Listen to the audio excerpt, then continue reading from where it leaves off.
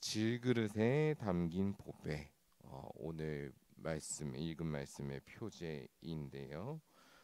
우리가 작년에 편찬했던 우리 교회 60년사 책자의 제목이 떠오르는 표제입니다. 사실 여러분 생각해 보시면 보배가 질그릇에 담긴다는 것은 우리의 상식과 그다지 맞지 않은 상황입니다. 여러분 세상의 질비한 명품 샵들을 한번 생각해 보십시오. 자기 상품의 가치를 끌어올리기 위해서 어떻게 합니까? 더 화려하고 그 상품이 돋보일 수 있는 멋진 진열대를 준비합니다.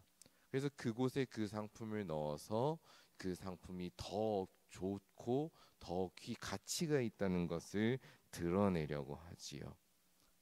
그러니까 우리 고정관념에는 어떤 생각이 있냐면 사실 보배는 또 좋은 것은 더 멋진 그릇, 더 화려한 그릇에 담겨야 보배스럽다라는 고정관념이 있다는 겁니다. 질그릇에 보배가 담기면요 그 가치마저 하락하고 맙니다. 사실 이런 고정관념은 우리가 하나님과의 관계에서도 반복되곤 하지 않나 싶습니다.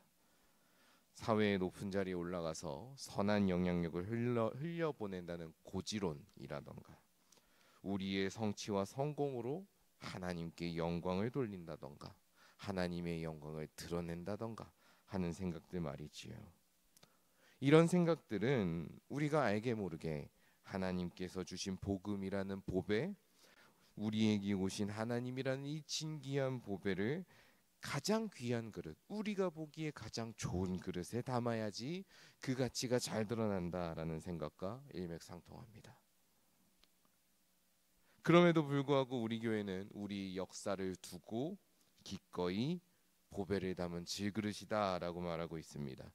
그리고 사도 바울은 우리에게 주어진 복음이 질그릇에 담긴 보배요, 이것이야말로 진짜 복된 일이라고 이야기를 합니다. 어째서 그런 것일까요? 오늘 고린도후서 4장의 말씀을 우리가 함께 묵상하면서 질그릇에 담긴 보배, 이 의미를 우리가 되새겨 볼 수 있기를 소망합니다. 사도 바울은 1절에서 6절까지의 말씀에서 자신들이 소망을 갖고 전하는 복음을 다시 한번 이야기합니다. 고린도후서를 작성할 시기에 사도 바울은 좀 난처한 상황에 처해 있었습니다. 고린도 교회 성도들과 극심한 갈등 가운데 있었던 것이지요. 고린도 교회 성도들은 고린도전서에서 보낸 사도 바울의 권면을 듣고 회개했던 것이 아니라 오히려 자신들을 공격한다고 생각해서 사도 바울을 비방하기 시작했습니다. 사도 바울의 흠을 잡아서 그의 사도 직분을 의심하기 시작하고 그의 권위를 깎아내렸습니다. 그 중에서도 가장 아픈 공격은 무엇이었냐면 바울의 처지를 두고 손가락질하면서 바울처럼 도망 다니는 자가, 고초를 당하는 자가, 후원을 받지 못해서 자비량 선교를 하는 자가 고귀한 복음을 전하는 사도일 리가 없다라는 의심이었습니다. 저렇게 고초를 당하는 이가 하나님께서 사용하신 사도라 그렇게 받아들이지 않았던 것이죠. 심지어 그들은 바울의 초라한 외모와 아픔과 고초, 그가 겪고 있는 육신의 어떤 그 가시들까지도 콕 집어서 그가 전하는 복음과 가르침을 의심하고 거절했습니다. 사도 바울은 이처럼 자신을 의심하고 비방하는 성도들을 향해서 우리가 어떤 마음으로, 본인이 어떤 마음으로 복음을 전했는지를 이야기를 하는 겁니다.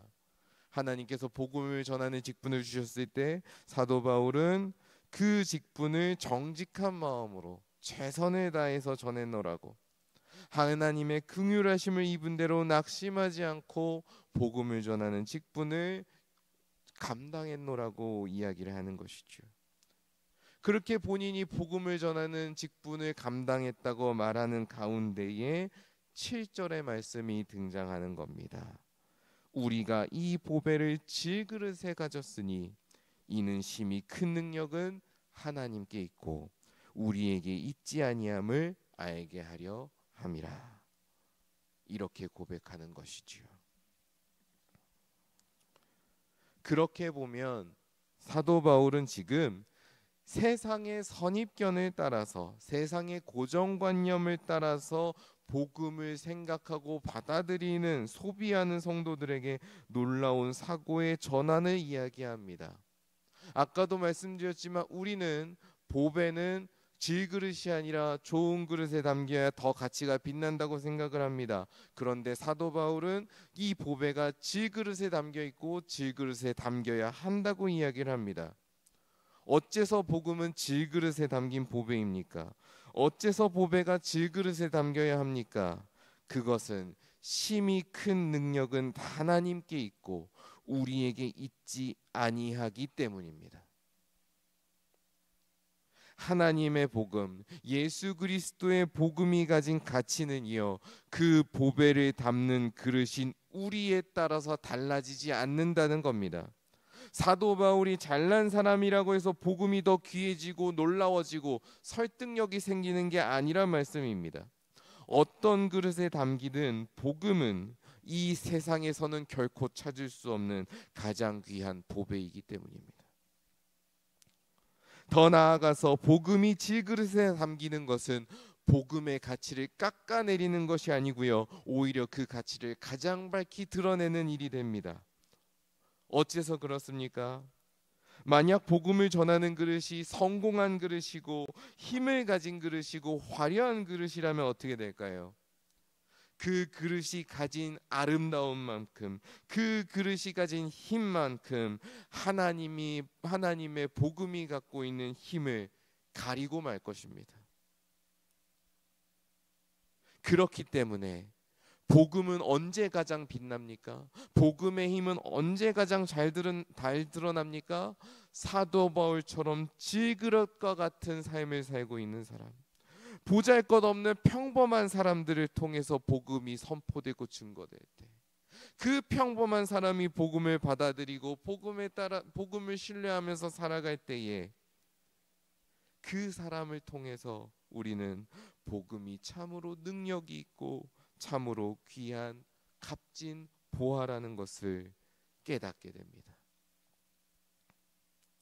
다시 말해서 사도 바울이 갖고 있는 연약함들, 사도 바울이 갖고 있는 아픔들과 슬픔들, 때때로 고난들은 복음을 부끄럽게 만드는 것이 아니라 오히려 복음이 더 빛을 발하게 만들고 복음을 더 자랑스럽게 만듭니다.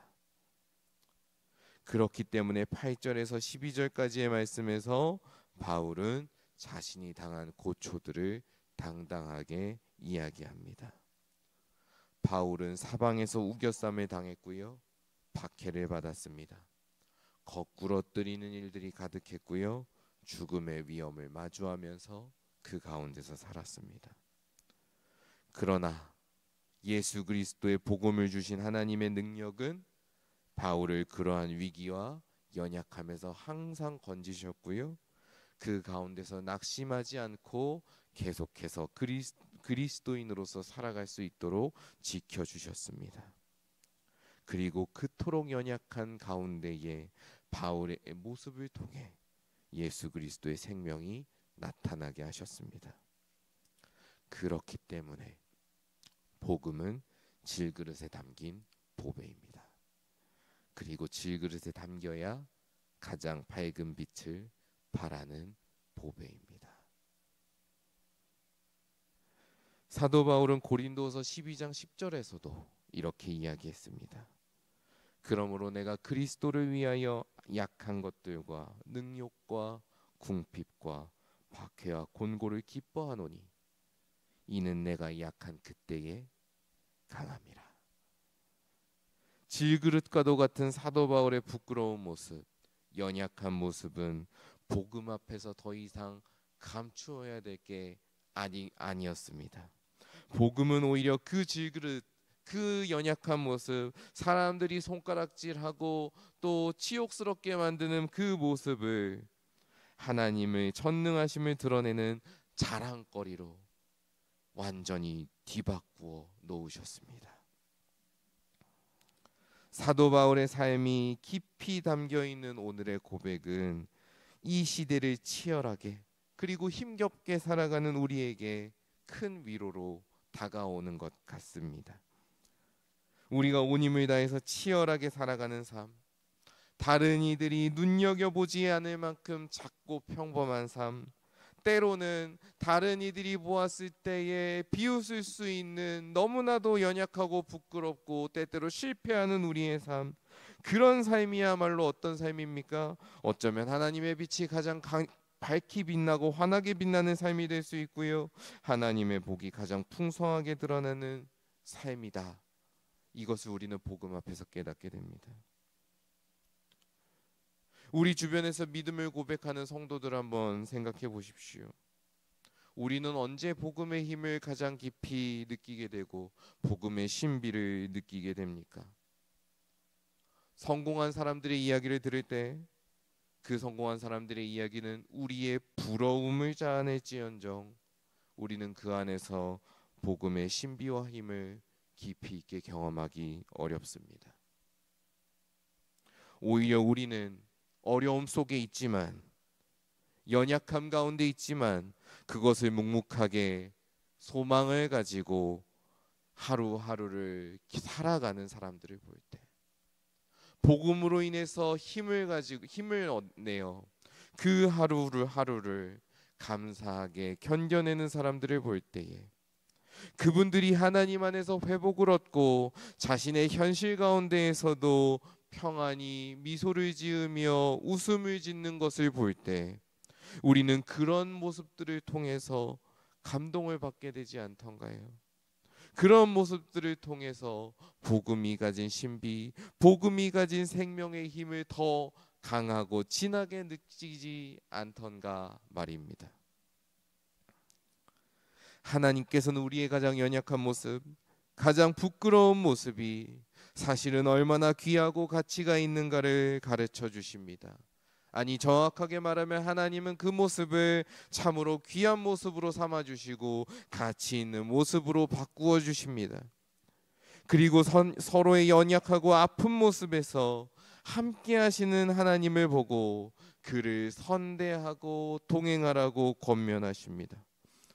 우리는 보배를 담은 질그릇입니다. 그렇기 때문에 우리 모두는 하나님 안에서 귀한 존재입니다. 오늘 하루 나의 삶에 빛을 비춰주시는 하나님의 은혜를 깊이 한번 묵상해 봅시다.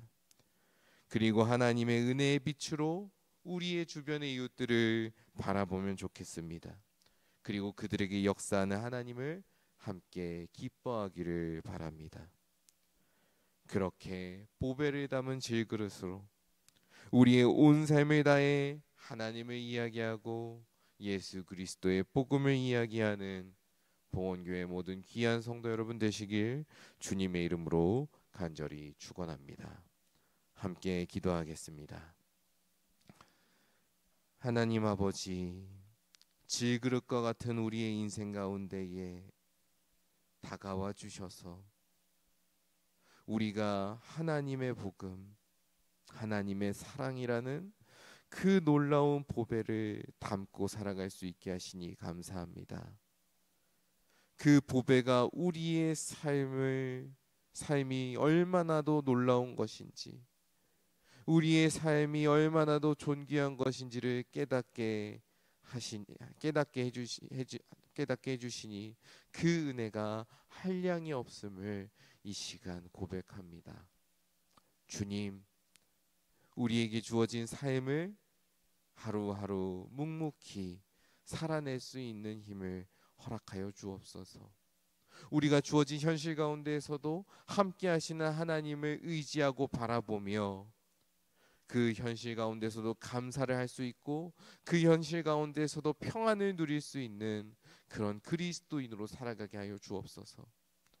그리하여서 우리가 걸어가는 모든 자리 가운데에 그리스도의 향기가 물씬 풍겨나고 복음이 주는 생명의 빛이 스며 나오는 그런 놀라운 일들이 일어나게 하여 주옵소서. 질그릇에 담긴 보배 귀하게 생각하며 살아가기를 원합니다. 우리에게 날마다 복음을 묵상하고 그 복음을 주신 하나님께 감사와 경배를 올리는 그런 삶을 살게 하여 주옵소서. 오늘 하루의 일정을 주님께 온전히 맡겨드립니다. 오늘도 그런 예배자로 살아가게 하여 주옵소서. 모든 말씀 예수님의 이름으로 기도드립니다. 아멘.